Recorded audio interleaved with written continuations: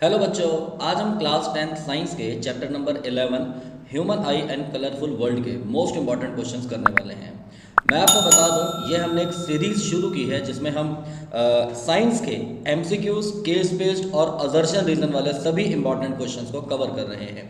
इससे पहले chapter number 1 की वीडियोस डाली जा चुकी हैं। आप उन वीडियोस को प्लेलिस्ट में जाकर सर्च कर सकते हैं या उसका लिंक भी डिस्क्रिप्शन में आपको मिल जाएगा, तो आप उन वीडियोस को भी देखें। और ये वाली वीडियो सभी चैप्टर्स की आप लोगों के लिए बहुत ज़्यादा बेनिफिशियल रहने वाली है। तो चलिए शुरू करते हैं आज का टॉपिक, आज के क्वेश्चंस। तो देखिए, सबसे पहला क्वेश्चन है हमारा when white light enters a prism it get splits into 7 colours, ठीक है, या into its constituent colours. This is due to, जल्दी से बताएं। जिस बच्चे को इसका आंसर पता है कमेंट सेक्शन में आंसर जरूर बताएं। जैसे कहता है कि अगर मान लो प्रिज्म में से हम व्हाइट लाइट पास करेंगे, आप सब जानते हैं कि व्हाइट लाइट पास करने पर वो बाहर निकलती है तो 7 कलर्स आ जाते हैं, है ना, जिनको हम विबग्योर के नाम से जानते हैं। तो कहता है कि इस प्रोसेस को मतलब ये क्यों हो रहा है ये। तो different refractive index for different wavelength of each colour, ये ऑप्शन हो सकता है क्योंकि हर एक कलर की वेवलेंथ अलग अलग होती है। ईच कलर है सेम वेलोसिटी, नहीं। Prism material have high density, नहीं, ये कोई रीजन नहीं होगा। स्कैटरिंग ऑफ लाइट, नहीं। तो इसका ऑप्शन हो जाएगा ऑप्शन नंबर ए। अलग अलग कलर की जो वेवलेंथ है वो अलग अलग होती है और उसकी वजह से रिफ्रैक्टिव इंडेक्स भी चेंज हो जाएगा। Question number second, the air layer of atmosphere whose temperature is less than the hot layer behave as optically. देखो सुनो, एक है हमारे पास हॉट एयर और एक है हमारे पास एयर की एक लेयर जिसका टेम्परेचर इससे कम है। अब सीधी सी बात है, अगर ये कम है तो कंपैरेटिवली ये कोल्ड होगी और ये वाली क्या होगी, हॉट होगी। तो एक बात आप याद रखना, जो हॉट वाली जो होगी वो होता है हमारा रेयरर मीडियम और कोल्ड वाली कौन सी होती है हमारी, ऑप्टिकली डेंसर मीडियम। तो इसलिए इसका आंसर आ जाएगा option number A. Third question है हमारा, refraction of light by earth atmosphere due to variation in the air density. Light का जो रिफ्रैक्शन होता है अर्थ एटमॉस्फेयर के द्वारा, जिसमें जब एयर की डेंसिटी की वजह, वेरिएशन की वजह से होता है, तो उसको हम क्या बोल देंगे, एटमॉस्फेरिक रिफ्रैक्शन। सीधा सा आसान सा क्वेश्चन है। देखो मैं आप लोगों को बता दूं, आप साथ साथ जैसे जैसे वीडियो देखते रहे कमेंट में इसका आंसर आप जरूर बताते रहें जो भी आपको पता है। पहले क्वेश्चन नंबर डालें, उसके बाद उसका आंसर लिखें। आंसर लिखना सभी बच्चों के लिए बहुत ज़्यादा जरूरी है। और आप लोगों ने अब तक वीडियो को अगर लाइक नहीं करा है तो वीडियो को जल्दी से लाइक करें, क्योंकि नॉन स्टॉप हमारी क्लास होने वाली है जिसमें हम 70 से 80 क्वेश्चन आज की क्लास में करेंगे। तो जल्दी से स्पीड में हम 70 से 80 क्वेश्चन करते हैं। आप लोग भी जल्दी से वीडियो लाइक करें और अपने जवाब कमेंट करते रहें। तो अगला क्वेश्चन हमारा, the deflection of light bye minute particles and molecules of the atmosphere in all direction is called, सब जानते हैं, स्कैटरिंग। सभी डायरेक्शंस में पार्टिकल्स फैल जाते हैं, है ना, तो इसको हम क्या बोलते हैं, scattering of light. Next question, one can not see through the fog. कोई व्यक्ति, अब देखो जब बहुत ज़्यादा कोहरा हो जाता है, फॉग हो जाता है, तो हम नहीं देख पाते। क्यों? रिफ्रैक्टिव इंडेक्स जो होता है फॉग का बहुत ज़्यादा हाई होता है, हो सकता है ये reason. Light suffers total internal reflection eight droplets, नहीं, इसके चांसेस कम है। Light is scattered by the droplet, ये भी हो सकता है। और फॉग एब्जॉर्ब लाइट, ये इसके चांसेस भी हो भी सकते हैं और नहीं भी। तो जल्दी से 5 सेकंड का मैं आपको समय दे रहा हूँ, फटाफट से आप इसमें सोचकर बताएं कि इसका आंसर क्या होगा। जल्दी से आप बताएंगे इसका आंसर। रिफ्रैक्टिव इंडेक्स फॉग का बहुत ज़्यादा हाई होता है और लाइट जो होती है उसमें टोटल इंटरनल रिफ्लेक्शन होता है। फॉग जो होता है लाइट को एब्जॉर्ब करता है और light is scattered by the droplets. अब देखो ध्यान से सुनो, कोहरा जब भी होता है, फॉग जब भी होता है, तो एटमॉस्फेयर में बहुत सारे क्या होते हैं, पार्टिकल्स होते हैं, ठीक है, मॉइस्चर वगैरह के, फॉग के। तो लाइट जैसे इन पार्टिकल्स पे पड़ती है ना, तो ये क्या हो जाते हैं, लाइट को फैला देते हैं, स्कैटर कर देते हैं। तो बहुत बड़े लेवल पर क्या होती है, स्कैटरिंग होती है और इसी वजह से दूर से हम चीज़ों को नहीं देख सकते। इसलिए इसका आंसर आ जाएगा ऑप्शन नंबर डी। कई सारे हम नई चीज़ें यहाँ पर सीखेंगे, पढ़ेंगे, तो आप इनको याद रखते रहें। Triangular glass prism is used, glass prism को हम क्यों यूज़ करते हैं, change the path of light bye reflection and refraction both, rotate the image, disperse the light into its components. तो देखो सुनो, इमेज भी रोटेट हो जाती है इसमें और लाइट का पाथ भी चेंज होता है बिल्कुल। तो ऑल ऑफ दिस इसका आंसर आ जाएगा, ठीक है। तो disperse the light into its components, ठीक है, सॉरी मतलब ऑल ऑफ दीज। इसका अगर एक बार हम और एक मिनट देखें, वैसे आंसर यही होना चाहिए, disperse the light into its components. देखो यहाँ पर अगर ये सिर्फ रिफ्रैक्शन लिखा होता ना तो ये वाला आंसर हमारा करेक्ट हो जाता, लेकिन यहाँ रिफ्लेक्शन भी लिखा हुआ है तो इसलिए हम इसको नहीं लिखेंगे। तो इसका ऑप्शन नंबर स्टूडेंट्स करेक्ट कर लेंगे, ऑप्शन नंबर सी होगा, डी नहीं होगा। आंसर क्या होगा इसका, option number C. Next question है हमारा, seventh question, a ray of light is incident on one of the refracting face of the prism at condition of least deviation it emerges out from its other side making an angle of emergence. देखो सुनो, आपको पता है कि एक glass prism है हमारा और लाइट कुछ इस तरीके से आती है, फिर ऐसे हो जाती है, फिर ऐसे चली जाती है, ठीक है ना। At a condition of least deviation की अगर हम बात कर रहे हैं तो it emerges out from its other side making an angle of emergence. अब देखो जो इसमें इमरजेंस का जो एंगल बनता है, ये वाला जो एंगल होता है हमारा, ठीक है, तो इमरजेंस का जो एंगल होता है हमारा, ये स्मॉलर होता है एंगल ऑफ इंसिडेंस से, इक्वल होता है प्रिज्म एंगल से, और इक्वल होता है इंसिडेंस के, या ग्रेटर देन होता है एंगल ऑफ इंसिडेंस के। तो जल्दी से आप बताएं इसका आंसर हमारा क्या होगा। तो फटाफट से आप देखेंगे कि जो हमारा एंगल ऑफ इमरजेंस जो है, मिनिमम डेविएशन की बात हो रही है यहाँ पर। आपको कंडीशन याद रखना है, कौन सी कंडीशन यूज़ हो रही है, मिनिमम डेविएशन। तो आप एक बात याद रखेंगे, यही लिख लें कहीं पर, फॉर मिनिमम डेविएशन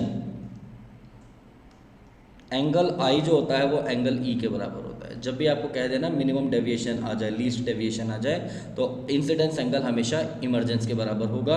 तो इसलिए इसका हो जाएगा students option number C is the correct answer, ठीक है। चलिए नेक्स्ट क्वेश्चन आ जाएगा, advance sunrise and delayed sunset, ये किसकी वजह से होता है।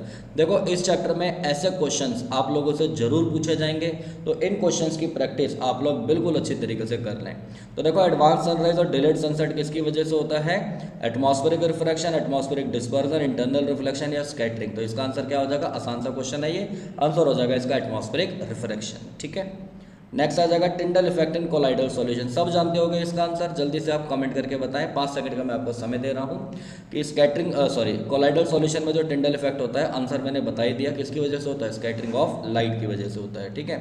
नेक्स्ट क्वेश्चन आएगा हमारा, ए प्रिज्म ABC जिसका BC बेस है, ठीक है, is placed in different orientations. A narrow beam of white light is incident on the prism as shown in the figure. In which of the following case after dispersion the third color from the top correspond to the color of the sky? थोड़ा सा एक typical question है, आप एक बार इसकी language दोबारा से एक बार पढ़ें। ये क्या कर रहे हैं, प्रिज्म में से लाइट पास करवा रहे हैं, तो ये पूछ रहा है कि बेस BC है, प्रिज्म का बेस कौन सा है, BC है, ठीक है ना। तो in which of the following case dispersion के बाद third colour from the top corresponds to the colour of sky. अच्छा, डिस्पर्जन के बाद third colour from the top, अच्छा विबग्योर हमारा जैसे होता है, तो ये देखो अभी बॉटम से हमारा थर्ड कलर है ये ब्लू। अब इसको यहाँ पर उल्टा अगर हम कर देंगे तो टॉप से हमारा बन जाएगा ये थर्ड कलर, है ना। तो जल्दी से बताएं इसका ऑप्शन क्या होगा, ये 4 आपको यहाँ पर दिए हुए हैं, तो फटाफट से आप बताएं इसका कौन सा वाला आंसर इसमें होगा। आपको एक बात ध्यान रखनी है कि बेस BC है और लाइट एंटर कर रही है। ये वाला अगर हम ले लेंगे सपोज तो ऐसे करके 7 कलर आ जाएंगे, तो टॉप से जो ये ब्लू जो कलर है हमारा, मतलब ब्लू कलर क्यों बोलेंगे, क्योंकि स्काई के कलर की बात की है, तो ये तो हमारा क्या हो जाएगा, चौथा पांचवा कलर ये बैठ जाएगा। हमें चाहिए टॉप से तीसरा कलर, तो यानी कि इसको उल्टा करना पड़ेगा। और उल्टा देखो कौन से वाले केस में हो रहा है, एक तो इस वाले केस में हो रहा है, BC से लाइट ऐसे जा रही है, ये हो नहीं सकता, ये नहीं हो सकता, क्योंकि जो लाइट है हमारी BC के कॉरस्पॉन्डिंग देखो नहीं बैठ पा रही है, और ये तो बिल्कुल नहीं हो सकता क्योंकि BC से ही लाइट एंटर कर रही है। तो स्टूडेंट्स इसलिए इसका करेक्ट आंसर हो जाएगा ऑप्शन नंबर B। तो ऑप्शन नंबर B हमारा इसका करेक्ट आंसर है, ध्यान से समझ लेंगे। नेक्स्ट क्वेश्चन हमारा, a student is showed the following traces of the path of रे of light passing through a glass prism. एक प्रिज्म ने मतलब प्रिज्म ने नहीं, एक बच्चे ने ये देखा कि भाई जब हम लाइट पास करते हैं तो ये उसने सारे पाथ देखे, ठीक है। तो कहता है the trace most likely to have been done correctly by her. तो बता दो कौन सा करेक्ट है, पढ़ा हुआ है आपने तो ये, तो फर्स्ट वाला हमारा करेक्ट है, तो ऑप्शन नंबर A हो जाएगा, ठीक है। नेक्स्ट आ जाएगा, for the refraction of a ray of light through a glass prism path of light is shown in figure. Angle of incidence आपको बताना है, एंगल ऑफ इंसिडेंस देखो x होगा या y होगा, भाई इंसिडेंट रे और नॉर्मल के बीच में जो बनता है वो होता है एंगल ऑफ इंसिडेंस, ठीक है। तो एंगल ऑफ इंसिडेंस हमारा किसके बराबर है, x के बराबर है, ठीक है। एंगल ऑफ इमरजेंस, तो एंगल ऑफ इमरजेंस आप बताएंगे कौन सा होगा, देखो यहाँ से लाइट निकल रही है तो उसका और ये जो नॉर्मल है इनके बीच का जो एंगल होता है m, ये एंगल ऑफ इमरजेंस होगा, और एंगल ऑफ डेविएशन ये होता है Z। तो इसलिए इसका आंसर आ जाएगा ऑप्शन नंबर D। तो देखो बड़े अच्छे अच्छे हम यहाँ पर क्वेश्चंस कर रहे हैं, और आपको समझ में भी आ रहे होंगे। मुझे जल्दी कमेंट करके आप बताएं कि क्या सभी क्वेश्चंस आपको समझ में आ रहे हैं अच्छी तरीके से, और अगर कोई नहीं आ रहा तो उसके बारे में भी आप मुझे बताएं। मैं आपको एक बात बोलूँगा, अगर आपने देखो अभी तक वीडियो को लाइक नहीं किया है और शेयर नहीं करा है तो प्लीज़ आप जल्दी से ज़्यादा बच्चों के साथ शेयर करें, क्योंकि देखो जब तक आप शेयर नहीं करोगे तो मुझे मोटिवेशन नहीं मिलेगा वीडियोस बनाने का। तो आप ज़्यादा से ज़्यादा इस वीडियो को शेयर करें ताकि मुझे भी मोटिवेशन मिले और मैं आप लोगों के लिए इसी तरह जल्दी से जल्दी वीडियोस आप लोगों के लिए लाता रहूँ। चलिए अब हम आगे देखते हैं next question. While performing experiment to trace the ray of light through a triangular glass prism, a student is asked to draw the boundary of a prism on the paper. ठीक है, this is done to see whether the prism is triangular or not, ensure the prism is always kept within the boundary during the experiment, check whether the edges of the prism are broken or not, and make the diagram more clear. तो इसमें क्या किया गया है, एक बच्चे को ये कहा गया है कि भाई आपने क्या करना है, जो प्रिज्म है उसकी रखकर पेपर पे उसकी बाउंड्री को ड्रॉ करना है। क्या करना है, ड्रॉ करना है। तो ये पूछ रहा है ऐसा क्यों किया गया, ये देखने के लिए कि वो ट्रायंगुलर है या नहीं, या ये देखने के लिए कि भाई प्रिज्म जो होता है always kept with in the boundary during the experiment. यहाँ पर हम ये वाली बात बोलेंगे कि जो प्रिज्म है हमारा पूरे समय के दौरान क्या है, बाउंड्री के अंदर रखा गया है। ठीक है, हाँ तो ठीक है, इसका आंसर हो जाएगा देखो ऑप्शन नंबर बी। तो option number B is the correct answer. Next question आएगा हमारा इन एन एक्सपेरिमेंट। क्योंकि देखो कई क्वेश्चंस में जिनमें एक्सप्लेनेशन है उनमें मैं एक्सप्लेन करूंगा, लेकिन जहाँ एक्सप्लेनेशन नहीं है हमारा टाइम ज़्यादा वेस्ट करने का फायदा नहीं है, इसलिए हम जल्दी जल्दी करेंगे। ठीक है, in an experiment to trace the path of a ray of light through a glass पर different values of angle of incidence, a student would find that emergent ray. उसने देखा गया कि अलग अलग value of angle of incidence के लिए emergent रे जो है हमारी वो क्या होगी, पैरेलल होगी इंसिडेंट रे के, परपेंडिकुलर होगी, और पैरेलल होगी रिफ्रैक्टेड रे के, bend at an angle to the direction of incident ray. तो हर बार हम क्या देखेंगे, अगर ये लाइट ऐसे आ रही है तो ऐसे होकर इमर्जेंट वाली जो रे है हमेशा बैंड होगी इसके कंपैरिजन में, है ना, जितनी बार भी रिफ्रैक्शन होगा। तो इसलिए इसका आंसर आ जाएगा ऑप्शन नंबर डी। तो स्टूडेंट्स ऑप्शन नंबर डी हमारा करेक्ट आंसर है। तो देखो प्रिज्म से ही कितने क्वेश्चन आए हैं मैं आपको बता दूं। स्टार्टिंग वाला जो पार्ट है ह्यूमन आई, है ना, मायोपिया, प्रेस बायोपिया और हाइपरमेट्रोपिया, ये सब डिलीट हो चुके हैं, तो इसलिए उनके क्वेश्चंस आपको इसमें देखने को नहीं मिलेंगे। इस बार के सेशन के लिए डिलीट हो चुके हैं वो। While performing the experiment on tracing the path of ray of light through a glass prism as shown in the figure, 4 students interpreted the result as given below. At minimum deviation position of the prism, which one of the 4 interpretation is correct? तो कह रहा है कि हम ये चाहते हैं कि मिनिमम डेविएशन हो, क्या हो, मिनिमम डेविएशन। ठीक है, तो मिनिमम डेविएशन के लिए आप बताएंगे कौन सी इसमें कंडीशन होगी। तो अब याद करो ऊपर एक क्वेश्चन में मैंने बताया था ये इंसिडेंस एंगल है, ये इमर्जेंस एंगल है। तो अगर हम ये चाहते हैं कि भाई मिनिमम डेविएशन हो तो इंसिडेंस और ये क्या होने चाहिए, बराबर होने चाहिए, तो इसलिए इसका आंसर आ जाएगा ऑप्शन नंबर ए। याद रखेंगे, इंपॉर्टेंट क्वेश्चन है, ये अलग क्वेश्चन है बिल्कुल। ठीक है ना, नेक्स्ट क्वेश्चन आएगा। While performing the experiment to trace the path of ray of light passing through a glass में 4 स्टूडेंट्स इंसिडेंट रे। ठीक है, तो पूछ रहा है कौन सा करेक्ट होगा, तो जल्दी से आप बताएं करेक्ट डायग्राम इसमें कौन सा होना चाहिए। ये वाला हो सकता है क्योंकि लाइट ऐसे जा रही है, ऐसे जा रही है, ऐसे जा रही है ना, और इसमें अगर हम देखेंगे लाइट का रिफ्रैक्शन इधर नहीं होता हुआ दिख रहा। यहाँ पर देखो लाइट ऐसे गई, ऐसे गई, ऐसे गई, यहाँ ये वाला भी हमारा हो सकता है, और इसमें हमें दोनों उसमें रिफ्रैक्शन नहीं दिखाई दे रहा, तो ये वाले के चांसेस भी हमारे कम हैं। तो सही जो इसमें बैठेगा हमारा, देखो ये तो होगा ही नहीं, ये भी नहीं होगा। अब इन दोनों को एक बार दोबारा से चेक करते हैं। पहले इसको आप देखो, लाइट ऐसे गई, ऐसे गई, ऐसे गई। देखो प्रिज्म भी हमने कैसा रखा हुआ है, उल्टा करके रखा हुआ है। सीधा अगर कर देंगे तो हमारा बिल्कुल क्या हो जाएगा, नॉर्मल वाला डायग्राम बन जाएगा जैसे बनता है। और उस डायग्राम के अकॉर्डिंग होता क्या है कि लाइट अगर ऐसे जा रही है तो उसमें रिफ्रैक्शन ऐसे होगा और ऐसे होगा।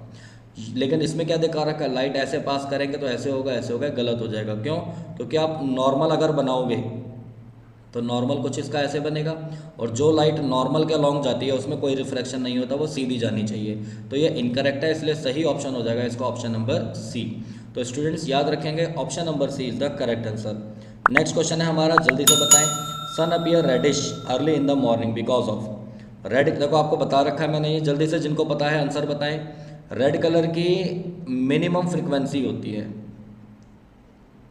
या कह दो मैक्सिमम वेवलेंथ होती है, ठीक है ना। और जिस कलर की मिनिमम फ्रिक्वेंसी या मैक्सिमम वेवलेंथ होती है उस कलर की स्कैटरिंग सबसे कम होती है।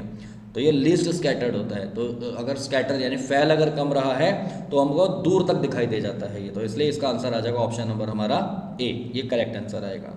नेक्स्ट क्वेश्चन देखते हैं। Sky appear dark instead of blue to an astronaut, तो बताएं, क्योंकि भाई उतनी हाइट पर स्कैटरिंग नहीं हो पाती लाइट की, क्योंकि वहाँ पर एटमॉस्फेयर नहीं होता, पार्टिकल्स नहीं होते, तो इसलिए इसका ऑप्शन हो जाएगा option number B. Which phenomena is responsible for making the path of light visible, तो बताएं कौन से इफेक्ट की वजह से लाइट जो है हमें उसका पाथ क्या हो पाता है, विजिबल हो पाता है।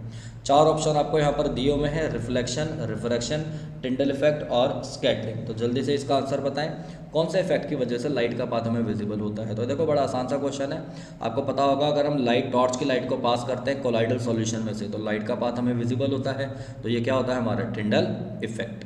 ठीक है, आगे देखेंगे हम।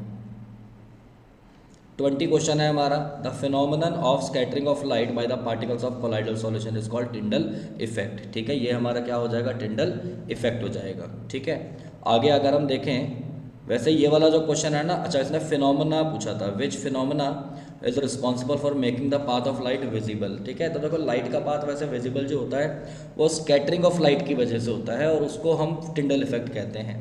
तो वैसे इसका आंसर ये भी हो सकता था और ज़्यादा करेक्ट आंसर इसका ये होना चाहिए, स्कैटरिंग। ठीक है, 20 का क्वेश्चन टिंडल इफेक्ट है, कोई दिक्कत नहीं है। आगे चलते हैं।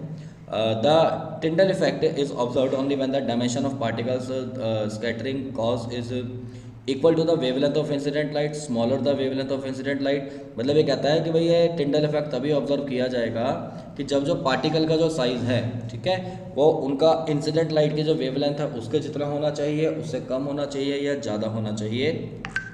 तो आप इसको याद रखेंगे, पार्टिकल का जो साइज़ है वो ग्रेटर होना चाहिए किससे, वेवलेंथ से। ठीक है, या ये याद कर लें कि वेवलेंथ जो है वो क्या होनी चाहिए, कम होनी चाहिए पार्टिकल के साइज से, तब हम उसको टिंडल इफेक्ट को देख पाएंगे। ठीक है, आगे देखते हैं। The phenomenon in which light rays get deviated from its straight line path on striking the extremely fine particles present in the atmosphere, light get deviate from its straight line path, अपने path से deviate हो जाएगी, ऐसे मुड़ जाएगी, है ना। तो ये हम क्या बोलेंगे बताओ, डिस्पर्जन, रिफ्लेक्शन, स्कैटरिंग या एटमॉस्फेरिक रिफ्रैक्शन। तो देखो नॉर्मल हमारा रिफ्रैक्शन ही होता है, और ये अगर हमारा बड़े लेवल पर अगर हो जाता है तो इसको हम क्या बोल देते हैं, एटमॉस्फेरिक रिफ्रैक्शन इसको हम कह देते हैं। ठीक है, और ये हमारा हो सकता है डिस्पर्जन का तो मतलब क्या होता है, 7 कलर्स में टूट जाना, है ना, तो ये तो नहीं होगा, और रिफ्लेक्शन भी नहीं होगा। The phenomenon in which light gets deviated from its straight line path on striking the extremely fine particles. देखो यहाँ देखो, लाइट अगर है मान लो स्ट्रेट लाइन में जा रही है, पार्टिकल से टकराते ही वो क्या हो जाती है, डेविएट हो जाती है, मतलब फैल जाती है। डेविएट होने का मतलब ऐसे करके मुड़ जाएगी इधर उधर, है ना, फैल भी जाएगी वो। तो इसलिए इसका आंसर हो जाएगा स्कैटरिंग ऑफ लाइट। पार्टिकल की बात कह दी ना, तो स्कैटरिंग आएगा लाइट में। ठीक है, लाइट की स्कैटरिंग हो रही है। The intensity of the scattered light depends on the size on the, कहता है इंटेंसिटी जो है स्कैटर्ड लाइट की वो किसके ऊपर डिपेंड करती है। अभी अभी हमने पढ़ा था, साइज ऑफ द पार्टिकल्स और wavelength of the light used, ये दो चीज़ें हैं हमारी जिनके ऊपर ये डिपेंड करती है। ठीक है ना, तो इसलिए इसका आंसर हो जाएगा option number A. Next question आएगा हमारा, the colour which is scattered most in the atmosphere is due to, तो वो बताओ कौन सा कलर सबसे ज़्यादा स्कैटर होगा। तो देखो आपको विबग्योर पता है, इसकी वेवलेंथ सबसे कम होती है, तो जिसकी वेवलेंथ सबसे कम होगी वो कलर क्या होगा, सबसे ज़्यादा स्कैटर होगा, वो कलर क्या होगा, सबसे ज़्यादा हमारा स्कैटर होगा। ठीक है, तो सबसे जो हमारी वेवलेंथ जो कम है, बताओ ज़रा जल्दी से, वो वेवलेंथ सबसे कम किसकी होती है, तो आ जाएगा यहाँ पर क्या, वायलेट। ठीक है, क्योंकि सबसे नीचे आता है ये, वेवलेंथ उसकी क्या होगी, सबसे कम होगी, और यही जब बड़े लेवल पर फैलता है तो हमें ब्लू दिखाई देता है। नेक्स्ट क्वेश्चन आ जाएगा, the phenomenon of advance sunrise and delayed sunset is observed due to, तो एडवांस सनराइज और डिलेड सनसेट किसकी वजह से होता है, जल्दी से आप बताएं मेरे को, अभी अभी आपने ऊपर पढ़ा था, ये होता है हमारा किसकी वजह से, एटमॉस्फेरिक रिफ्रैक्शन की वजह से। नेक्स्ट क्वेश्चन है, the air just above the fire becomes hotter as optically rare medium, तो बताई हुई है मैंने एक एक्टिविटी कि अगर आप क्या कर दो कि कोई भी खाना अगर बन रहा हो उसके ऊपर की जो हवा है वो गर्म होती है, तो वो कौन सा मीडियम कहलाएगा, वो रेयर मीडियम होता है। ठीक है, नेक्स्ट, प्लैनेट्स क्यों नहीं ट्विंकल करते, क्योंकि भाई they are much closer to the earth and no atmospheric refraction take place. ठीक है, एंड या ये भी बोल सकते हैं nullifying the twinkling effect at they are much closer to the earth, तो डी ऑप्शन करेक्ट हो जाएगा। ठीक है, ये ट्विंकलिंग इफेक्ट को नलीफाइंग या कैंसिल आउट कर देते हैं। Sun at the overhead appears white as compare to when it is near the horizon. भाई एक बार तो सन यहाँ पर है और एक बार सन बिल्कुल हमारे सर के ऊपर है, तो ये बिल्कुल वाइट दिखाई देता है, जबकि यहाँ पे थोड़ा हमको रेड या रेड कलर का, ऑरेंज कलर का दिखाई देता है। ठीक है ना, तो पूछ रहा है ऐसा क्यों होता है, तो जल्दी से बताएं। तो 28 का आंसर आपने बताना है, फटाफट से आप सही ऑप्शन इसका टिक करें, करेक्ट करें कि 28 का ऑप्शन हमारा कौन सा होगा। 5 सेकंड का मैं समय आपको दे रहा हूँ, जल्दी से इसका आंसर बताएंगे।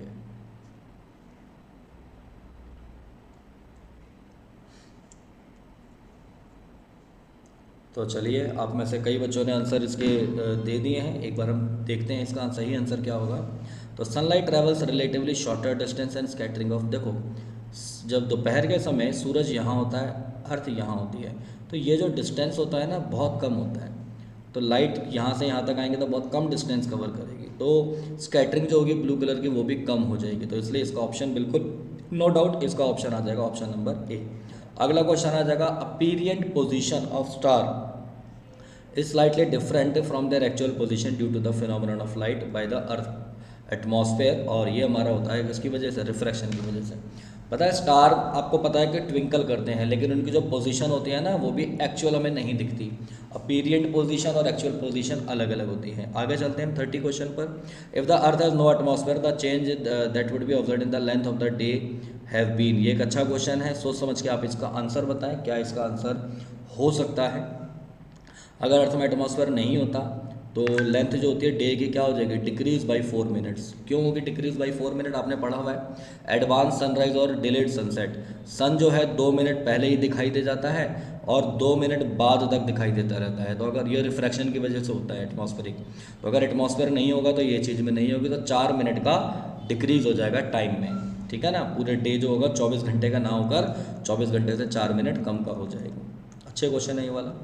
If the atmospheric refraction would not take place, then we would see the actual crossing of horizon by the sun at the time of, तो कहता है कि अगर भाई एटमॉस्फेरिक रिफ्रैक्शन अगर नहीं होता, अगर एटमॉस्फेरिक रिफ्रैक्शन हमारा नहीं होता तो हम क्या करते हैं कि एक्चुअल जो क्रॉसिंग जो है होरिजन की हम देख सकते हैं by the sun at the time of normal, वही सनराइज और सनसेट दोनों के समय। ठीक है ना, तब हमारा डिले नहीं होता और एडवांस भी नहीं होता। Star sometimes appear brighten and other times fainter, this effect is called, सब जानते हैं ट्विंकलिंग इफेक्ट कहते हैं, कई बार वो चमकता है कई बार वो डल हो जाता है। ठीक है, the phenomenon due to which the sun can be seen above the horizon about 2 minutes before the actual sunrise is, अभी अभी हमने पढ़ा क्या बोलते हैं इसको, एटमॉस्फेरिक रिफ्रैक्शन कहते हैं। ये इंपॉर्टेंट चीज़ें हैं, ध्यान रखेंगे इसको। Different component of white light deviate through different angles when passing through triangular glass prism is due to, तो आपने देखा होगा कि भाई डिफरेंट जो कंपोनेंट है वाइट लाइट के वो 7 कलर में डिवाइड हो जाता है और हर एक कलर अपना अलग अलग क्या होता है वो डेविएट होगा अलग अलग एंगल से। तो ऐसा किसकी वजह से होता है, रीज़न आ जाएगा इसका ऑप्शन नंबर सी। क्यों, क्योंकि जो प्रिज्म है जब अलग अलग कलर की वेवलेंथ उसमें से गुजरेगी ना, तो हर एक कलर को प्रिज्म का जो रिफ्रैक्टिव इंडेक्स है वो डिफरेंट फील होगा। ठीक है, मतलब हर एक कलर के लिए प्रिज्म का रिफ्रैक्टिव इंडेक्स अलग अलग हो जाएगा और उसी की वजह से क्या हो जाएगा वो उसका डेविएशन एंगल चेंज हो जाएगा।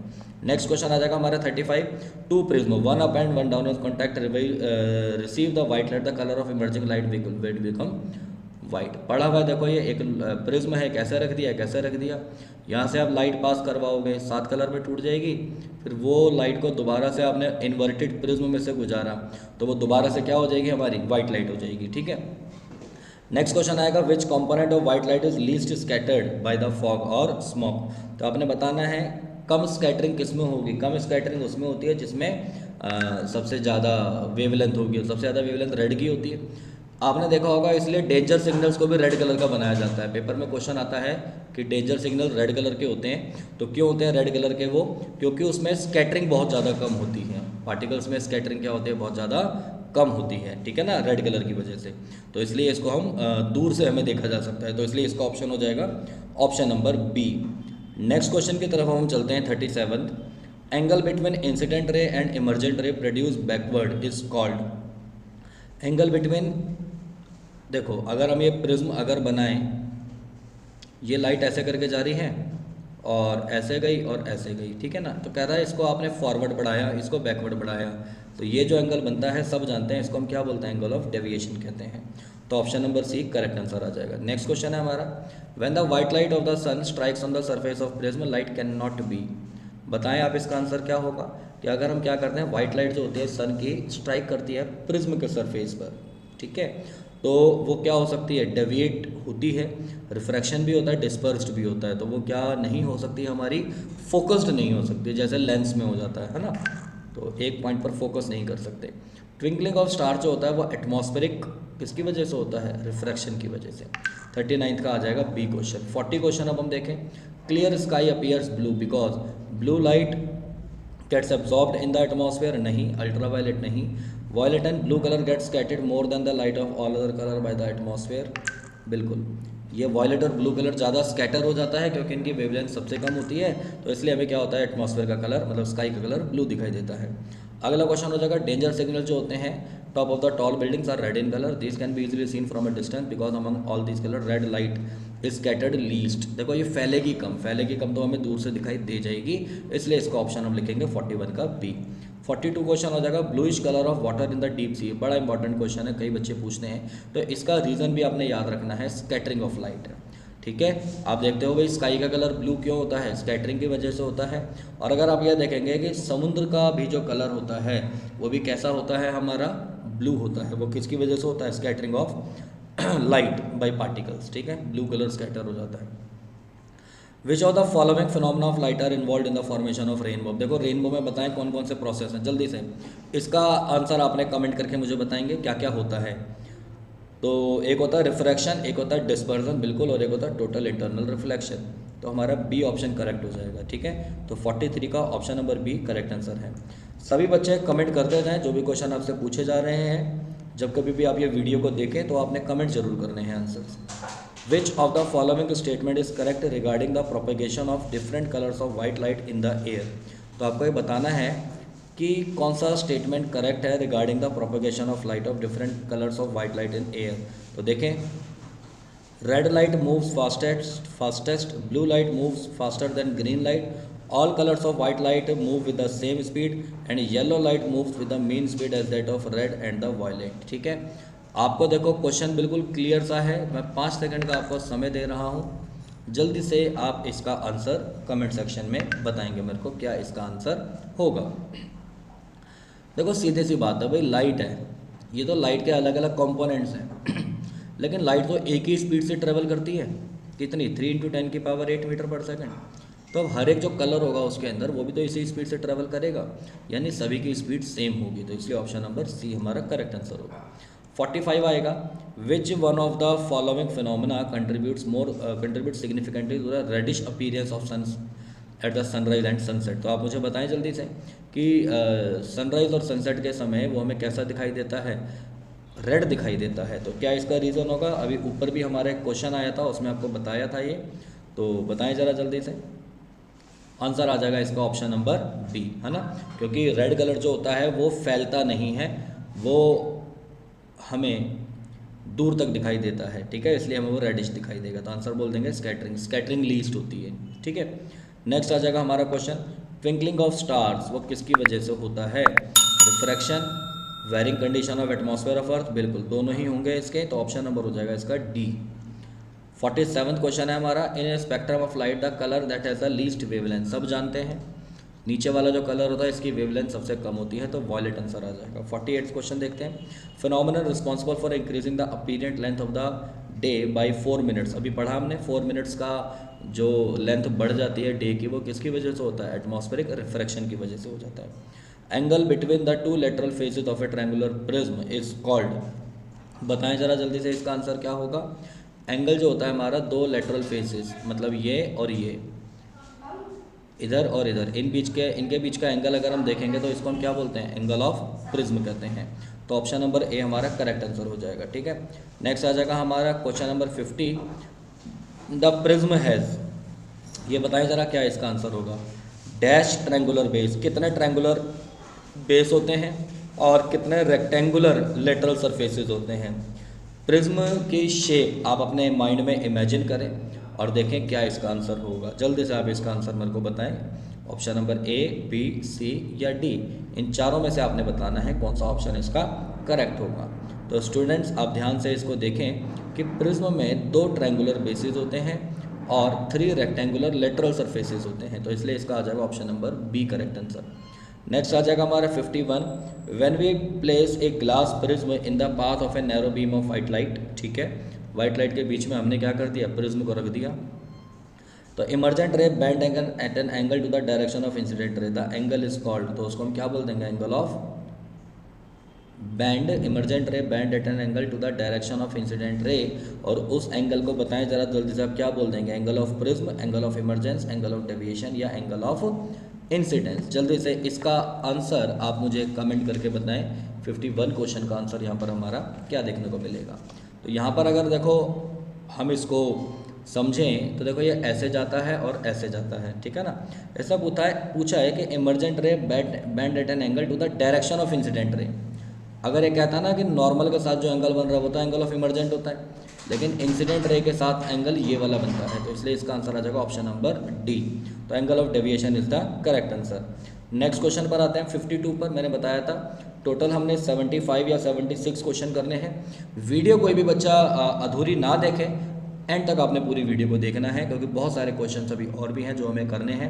और मैं आपको विश्वास दिलाता हूं कि आप अगर इन सभी क्वेश्चंस को अच्छे से पढ़ लें, समझ लें और याद कर लें, तो आपके एग्ज़ाम में चाहे किसी भी तरह का क्वेश्चन आ जाए आप उसको कर पाएंगे। ठीक है, चलिए। Angle between the incident ray and refracted रे inside the triangular prism is given by, अब देखो सुनो, इंसिडेंट रे और रिफ्रैक्टेड रे inside the triangular glass prism, वो आपको बताना है क्या होगा।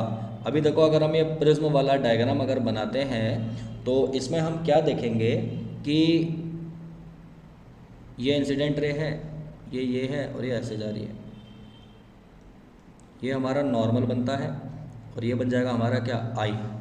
ठीक है ना। अब एक बात आप देखो, इंसिडेंट रे और नॉर्मल के बीच में क्या बन गया, हमारा आई एंगल बन गया, और साथ ही साथ ये एक एंगल बनता है, इसको हम क्या बोलते हैं, आर कहते हैं। क्या बोल देंगे इसको हम, आर। ठीक है।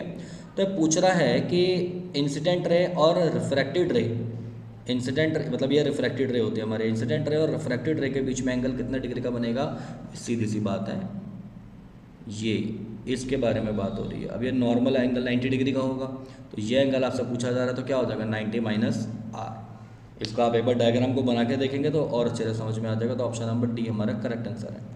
Inclined refracting surface of A glass prism show the phenomenon of, बताएं जरा इसका आंसर जल्दी से क्या होगा। इंक्लाइंड रिफ्रैक्टिंग सरफेस जो होता है ग्लास प्रिज्म का, ये कौन कौन से फिनोमेना शो करता है, dispersion, spectrum, refraction, all of the above. तो ये ग्लास प्रिज्म है, क्या क्या ये शो करेगा, डिस्पर्जन शो करता है, ठीक है, स्पेक्ट्रम बनाता है, हाँ, और रिफ्रैक्शन इसमें होता है या नहीं, हाँ, रिफ्रैक्शन भी इसके अंदर होता है प्रिज्म के अंदर। तो स्टूडेंट्स इसका जो आंसर आ जाना चाहिए मेरे ख्याल से ऑप्शन नंबर डी आना चाहिए, option number D is the correct answer. Next question है हमारा, scientist who was the first to use a glass prism to obtain the spectrum of sunlight was. तो ये जो क्वेश्चन है ये एक बिल्कुल एक्स्ट्रा क्वेश्चन है, तो इसका आंसर कमेंट करके आप बताएं अगर आपको किसी बच्चे को पता है तो क्या इसका आंसर होगा कि स्पेक्ट्रम जो था सबसे पहले ग्लास प्रिज्म से सनलाइट का किसने बनाया था। तो देखो इसमें जो नाम आएगा ना, एक ये या ये हो सकता है, रियल ने लेकिन वेवलेंथ के बारे में ज़्यादा बताया था, और यहाँ न्यूटन प्रिज्म एक आता है, हाँ ठीक है, इसका ऑप्शन नंबर हो जाएगा option number B, Newton prism. ठीक है।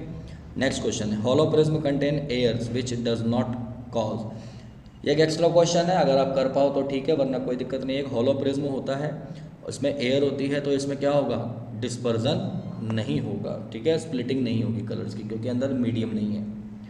Dispersion is caused by, dispersion आप बताएं मेरे को किसके द्वारा हो पाता है, refraction, reflection, scattering, all of the above. तो आंसर आ जाएगा ऑप्शन नंबर ए, ठीक है, रिफ्रैक्शन की वजह से डिस्पर्जन होता है हमारा। क्वेश्चन नंबर 57 अगर हम देखें, the factors on which angle of deviation produced by glass prism depend upon, ठीक है, फैक्टर्स आपको बताना है जिस पर जो एंगल ऑफ डेविएशन है डिपेंड करता है। तो एंगल ऑफ डेविएशन स्टूडेंट्स हमारा कौन कौन से पे डिपेंड करता है, इंसिडेंस पर बिल्कुल डिपेंड करेगा, कि एंगल ऑफ इंसिडेंस कितना है ना, मटेरियल ऑफ प्रिज्म पे भी डिपेंड करेगा कि प्रिज्म का रिफ्रैक्टिव इंडेक्स कितना है, और प्रिज्म के एंगल पर भी डिपेंड करेगा। तो बिल्कुल ऑल ऑफ द अबव इसका करेक्ट आंसर आ जाएगा। 58th क्वेश्चन हम देखते हैं, the colour for which the refractive index of the prism material have the maximum and minimum values respectively. तो आपको बताना है, ये एक बहुत इंपॉर्टेंट क्वेश्चन है, ये बड़ा इंपॉर्टेंट क्वेश्चन है ये वाला। अभी तक ऐसा क्वेश्चन आया नहीं है, आप लोगों ने किया नहीं है ऐसा क्वेश्चन, तो इसको आप ध्यान से समझेंगे, ठीक है। वो कलर बताओ जिसके लिए रिफ्रैक्टिव इंडेक्स जो होता है प्रिज्म का मैक्सिमम होता है और मिनिमम होता है। तो आंसर याद रखेंगे वायलेट और रेड। आप इसको याद रख लो, रिफ्रैक्टिव इंडेक्स इन्वर्सली प्रोपोर्शनल होता है वेवलेंथ के। जिसकी ज़्यादा वेवलेंथ होगी उसका रिफ्रैक्टिव इंडेक्स कम होगा, जिसकी कम वेवलेंथ होगी उसके लिए रिफ्रैक्टिव इंडेक्स क्या होगा, ज़्यादा होगा। तो ये हो जाएगा वायलेट और रेड। अगला सवाल, ड्यूरिंग समर नून, दोपहर के समय गर्मियों में, ट्री और जो हाउस होता है other side of the open ground appear to be shaking, this is due to passing the ray of light through the hot air move towards the straight towards the observer's eye. ये actually में हमारा एक total internal reflection एक phenomena होता है और उसकी वजह से ये होता है डिटेल में, लेकिन आप लोगों ने नहीं पढ़ना है अभी। आप बस इतनी सी बात याद रखें कि चेंज देयर पाथ है ड्यू टू रिफ्रैक्शन, क्योंकि जो एयर पास हो रही होती है उसका पाथ चेंज हो जाता है, ठीक है। रिफ्रैक्शन भी यूज़ हो रहा होता है। According to Rayleigh's law of scattering, ये स्कैटरिंग का एक लॉ होता है कि जो इंटेंसिटी होती है ना हमारी इंटेंसिटी, वो वेवलेंथ के इन्वर्सली प्रोपोर्शनल होती है। इंटेंसिटी क्या होती है हमारी वेवलेंथ के इन्वर्सली प्रोपोर्शनल होती है 4th पावर के वेवलेंथ के। ये फॉर्मूला याद रखना है आपने, ठीक है। इंटेंसिटी जो होती है लाइट की वो इन्वर्सली प्रोपोर्शनल होती है लैम्डा की पावर 4 के, ठीक है। नेक्स्ट क्वेश्चन आएगा 61, while driving in winter through the dense fog we can see some rays emitted from the headlights of another vehicle reaching towards us is due to। अब देखते हैं जब सर्दियों में आप ट्रेवल करते हो तो आपको क्या होगा, डेंस फोग में आपको वो जो लाइट है वो एमिट होती हुई दिखाई देती है ना। तो ये किसकी वजह से होता है, स्कैटरिंग ऑफ लाइट की वजह से होता है, मतलब टिंडल इफेक्ट हो रहा होता है यहाँ पर हमारा ये, ठीक है। नेक्स्ट क्वेश्चन आएगा हमारा, रेड और green colours are preferred in traffic signals because, red colour और उसको क्यों यूज़ किया जाता है, both colours have large wavelength compare to other colours, और दीज कलर्स आर, देखो वो देखें अगर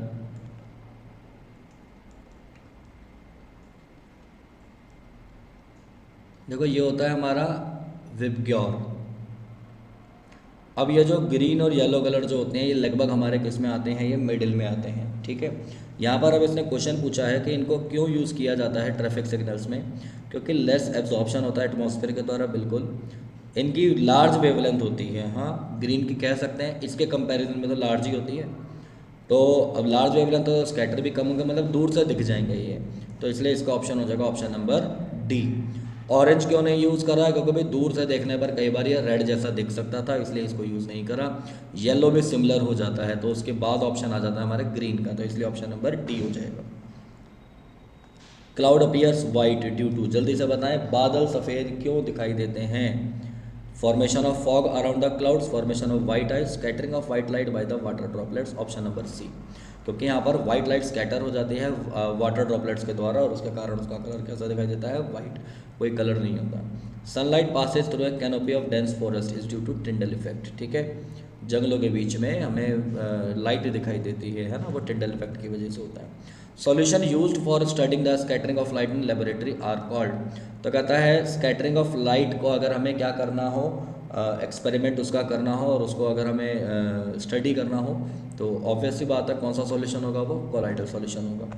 which light is easily scattered, इसका आंसर आप मुझे बताएंगे जल्दी से क्या होगा। चलो मैं ही बता देता हूँ भाई, वो कलर सबसे ज़्यादा स्कैटर हो जाएगा जिसकी वेवलेंथ सबसे कम होगी, ठीक है ना। तो एक क्या दिया हुआ है, शॉर्टर वेवलेंथ ऑफ लाइट दिया हुआ है, और इसके अलावा एक इंफ्रारेड लाइट भी दी हुई है और अल्ट्रा वायलेट लाइट भी दी हुई है। तो इसका आंसर यहाँ पर आप क्या याद रख लेंगे, शॉर्टर वेवलेंथ ऑफ लाइट, ठीक है, क्योंकि इन सबकी ज़्यादा होती है। Which colour is strongly scattered by the molecule and other fine particles present in the atmosphere, तो कौन सा कलर जो होगा एटमॉस्फेयर के अंदर जो पार्टिकल्स होते हैं उनके द्वारा स्कैटर हो जाता है इजीली, तो कौन सा हो पाएगा, ऑब्वियस सी बात है ब्लू हो पाएगा, है ना, क्योंकि ब्लू कलर की वेवलेंथ सबसे कम होती है। अगला है which of the following statements is correct regarding the propagation of light of different colours of white light in the air, तो आपको बताना है इसमें कौन सा ऑप्शन करेक्ट होगा। 68 क्वेश्चन को आप पढ़ें जरा जल्दी से और आंसर बताएं। All colour of white light move with the different speed, नहीं। Speed of red light is less than, नहीं, तो डी ऑप्शन आ जाएगा, नन ऑफ दीज, ठीक है। नेक्स्ट क्वेश्चन पर चलते हैं। Which of the following statement is correct, कौन सा करेक्ट है?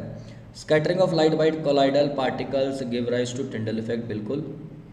और apparent flattening of the sun's disc at the sunrise and sunrise due to atmospheric refraction, बिल्कुल। और stars twinkle due to twinkling effect, तो आंसर आ जाएगा इसका ऑप्शन नंबर डी। तो 69 का आपने याद रखना है। आगे चलते हैं हम 70 क्वेश्चन पर, एंड होने वाला है हमारा। विच of the following is not caused by the atmospheric refraction of light, ठीक है। तो एटमॉस्फेरिक रिफ्रैक्शन से इसमें क्या चीज़ नहीं होती, जल्दी से आप बताएंगे। तो sun appearing higher in the sky, नहीं। The sun is visible 2 minutes, नहीं, स्कैटरिंग की वजह से होता है। Apparent random wavering of the objects in during the, नहीं, वो भी इसमें स्कैटरिंग होती है। और sun appears red at the sunrise and sunset, ये हो जाएगा ऑप्शन, ठीक है, क्योंकि ये स्कैटरिंग की वजह से होता है, तो ऑप्शन नंबर डी आ जाएगा। नेक्स्ट क्वेश्चन आ जाएगा। At night we observe that the planets do not twinkle but stars twinkle, ठीक है, सब जानते हैं आंसर, अभी 2 बार हमने पढ़ लिया कम से कम, कि प्लैनेट्स ट्विंकल नहीं करते लेकिन स्टार्स ट्विंकल करते हैं। क्यों? क्योंकि प्लैनेट्स अर्थ के पास होते हैं, ये तो होगा ही नहीं। Planets are very large but stars are small, planets are small as compare to star. तो अब बताएं इसका करेक्ट आंसर हमें क्या लिखना चाहिए, सी या A? Option number A is the correct answer, ठीक है। नेक्स्ट क्वेश्चन आ जाएगा हमारा 72। आपको बताना है इसमें इनकरेक्ट ऑप्शन कौन सा है 72 में। तो रेड कलर की मैक्सिमम स्पीड होती है ग्लास प्रिज्म में, so the deviation of red colour is minimum. 7 colour spectrum can be denoted by word VIBGYOR, देखो यही गलत हो गया, ध्यान से पढ़ लेना है आपने ये, तो विबग्योर, तो बी ऑप्शन हो जाएगा इसका, ठीक है। अगला आ जाएगा। What is the time difference between the actual sunrise and sunset, तो बताया था मैंने, एक्चुअल सनराइज एंड अपीरियंट सनराइज, तो कितना होता है? 2 मिनट्स का होता है वो, ठीक है। Very minute particles present in the atmosphere scatter the light of, कौन सी लाइट्स को वो स्कैटर करेंगे? All wavelength, smaller wavelength, large wavelength और average wavelength of blue and red light. अभी ये देखो हमने ऊपर एक क्वेश्चन किया था और उसमें हमने देखा था कि वो ज़्यादा स्कैटरिंग तभी हो पाएगी जब उनका क्या होगा, लाइट जो होगी वो स्मॉलर वेवलेंथ की होनी चाहिए, पार्टिकल से स्मॉल होनी चाहिए, ठीक है ना। If the size of scattering particle is large enough then the appearance of sunlight due to scattering will be, तो अगर पार्टिकल्स का साइज बहुत ज़्यादा होगा तो जो सनलाइट जो होगी हमें वो कौन से कलर की दिखाई देगी, आपको ये बताना है। तो याद रखेंगे वाइट लाइट, ठीक है। जब पार्टिकल्स स्कैटरिंग पार्टिकल्स का साइज बहुत ज़्यादा होता है तो हमें वो वाइट लाइट दिखाई देगी। नेक्स्ट हमारा क्वेश्चन आ जाएगा। What information do we get about the sunlight from the formation of rainbow, तो रेनबो से क्या पता चलता है कि sunlight form of electromagnetic radiation, sunlight consist of 7 colour, rectilinear propagation of sunlight, ये 3 चीज़ें हमें यहाँ पर दी हुई है। तो इससे हमें बस यही पता चलता है कि सनलाइट 7 कलर से मिलकर बनी हुई है। और the colour lies on the 2 sides of the green colour line the spectrum of the white light from the top of the spectrum are, तो देखो ये बताना है विब, पहले तो लिखेंगे विब फिर लिखेंगे हम ग्योर, ठीक है। अब क्वेश्चन में हमसे ये पूछा हुआ है इसने कि ग्रीन जो है, ग्रीन के आजू बाजू में कौन से कलर है टॉप ऑफ द स्पेक्ट्रम, तो एक हो गया येलो और एक हो गया ब्लू, तो कुछ क्वेश्चन था ही नहीं, येलो एंड ब्लू आंसर हो जाएगा। अगला क्वेश्चन है हमारा कि everyday objects which reflect all the colours in the sunlight, तो कौन सा हो जाएगा? White paper. देखो कोई भी कलर, सीधी सी बात याद रखेंगे, अगर हमें रेड दिखाई दे रहा है तो अपने अंदर से क्या कर रहा है, वो रेड लाइट को रिफ्लेक्ट कर रहा है, एमिट कर रहा है, ठीक है ना। ब्लू दिखाई दे रहा है तो वो ब्लू कलर एमिट कर रहा है, और अगर कोई चीज़ अगर हमें वाइट दिखाई दे रही है तो मतलब वो सारे कलर्स को क्या कर रहा है, एमिट कर रहा है, ठीक है। तो इसलिए इसका आंसर आ जाएगा ऑप्शन नंबर ए। तो स्टूडेंट्स आज हमने देखो यहाँ पर 78 क्वेश्चन कर लिए हैं, और वो अभी हमने सिर्फ MCQs किए हैं एक ही चैप्टर के। अभी इसका ये पार्ट 1 है, पार्ट 2 आपको लोगों का जल्दी आ जाएगा जिसमें हम केस बेस्ड और अजर्शन रीजन वाले क्वेश्चन करेंगे। तो आप लोग अपने एग्जाम्स की तैयारी अच्छी तरीके से करते रहें, और ये वीडियो सभी वीडियोस आपके एग्जाम्स के लिए बहुत ज़्यादा बेनिफिशियल रहने वाली है। अगर आपने अब तक वीडियो को शेयर नहीं करा है तो अब इस वीडियो को आप शेयर कर दें, लाइक कर दें, और अगर आपने सब्सक्राइब करके बेल आइकन प्रेस नहीं किया है तो प्लीज़ आप चैनल को सब्सक्राइब जरूर करें। आज के लिए इतना करते हैं, थैंक यू सो मच, दोबारा मिलेंगे, जल्द मिलेंगे, थैंक यू।